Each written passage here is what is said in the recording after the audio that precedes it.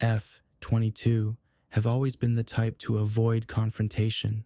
Soft-spoken, shy, and introverted, I find it difficult to voice out my thoughts in the moment. People tell me I should stand up for myself, but when the time comes, my body freezes, my voice locks up, and I just let things happen. I hate myself for it. Every day, I try to push myself just a little to be stronger, to be braver, but it never seems to be enough. Today was supposed to be different. I had been standing in line for at least 30 minutes at this famous food stall, stomach growling, feet aching. The smell of sizzling meat and fresh spices filled the air, taunting me, but I was patient. I had been waiting fairly. Then, as if on cue, an entitled stranger, M, late 40s, casually walked right past me and took a spot in front of me. My heart dropped. I wanted to say something. My lips parted, but my voice was trapped in my throat. I felt the familiar sting of helplessness. I told myself it's okay, just this once. Maybe he was in a rush. Maybe he didn't see me. But then, not even 5 minutes later, another person did the same thing. This time, a woman, F, 30s, strutted right past me, barely acknowledging my existence. Was I invisible? I clenched my fists. My nails dug into my palms. My heart pounded in my ears. It wasn't fair. It was not fair. I kept waiting. Maybe someone behind me would speak up. Maybe someone would say something, but no one did. And just as I was about to lose all hope, a third person, M, 20s, tried to cut right in front of me. I had enough. For the first time, I actually opened my mouth. "Excuse me, please don't cut the queue." My voice was soft, but I said it. I said it. My heart was beating so fast, I thought I might pass out. He turned to me, looked me up and down, and instead of apologizing, he scoffed.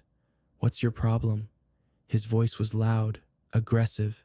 Then, he cussed me out, in public, in front of everyone. I felt everyone's eyes on me. Some were watching like it was free entertainment. Others just pretended not to notice. My face burned. I didn't know what to say. I wanted to scream.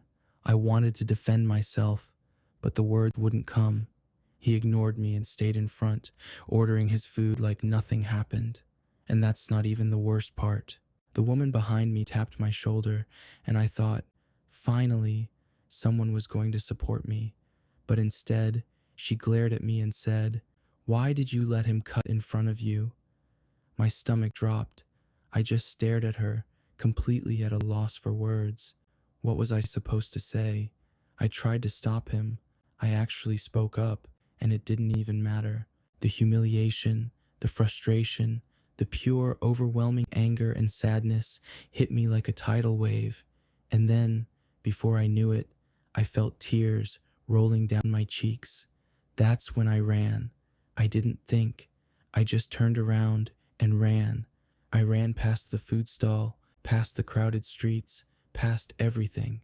My tiny feet carried me mindlessly through the city until, somehow, I found myself in front of my tiny apartment. I collapsed on my doorstep, my chest heaving. My head was spinning. I couldn't even register what had just happened.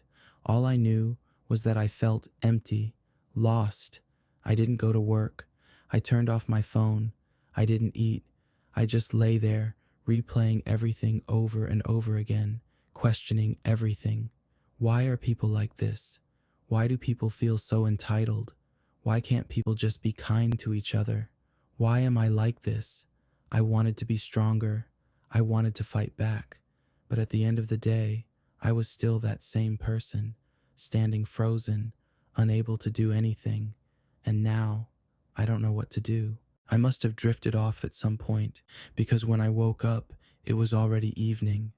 The hunger pangs in my stomach reminded me that I hadn't eaten all day, but I couldn't bring myself to get up. My mind kept replaying everything, every single detail of what happened. The man's sneer, the woman's accusatory glare, the weight of my own powerlessness. I wanted to forget. I wanted to move on. But how could I, when I felt like I had failed myself. I pulled my blanket over my head, trying to drown out the world. But then a thought crept in. What if this happened again? What if, next time, I stayed frozen? What if I never found the courage to stand up for myself? No, I refused to let this define me.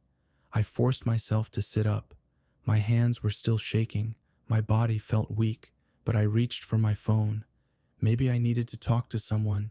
Maybe I needed to vent. But who would understand?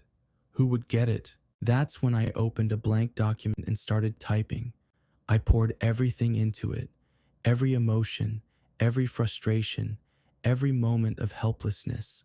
My fingers flew across the screen, the words tumbling out faster than I could think.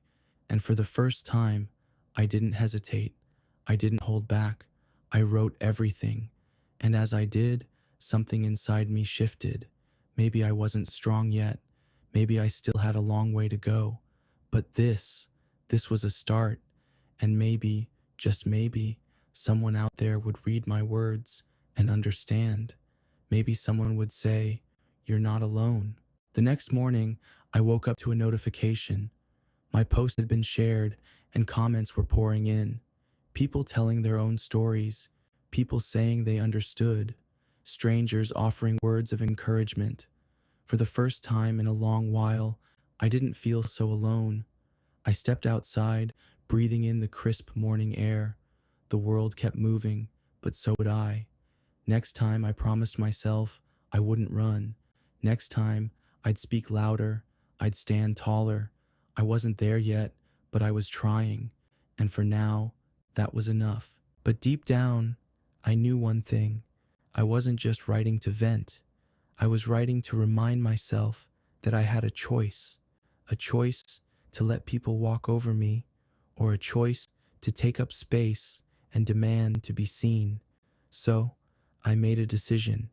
Next time someone tried to cut in front of me, I wouldn't just speak up. I would make sure I was heard, because I deserve to be heard. And that is how I'll change. Don't forget to subscribe for more daily stories like this.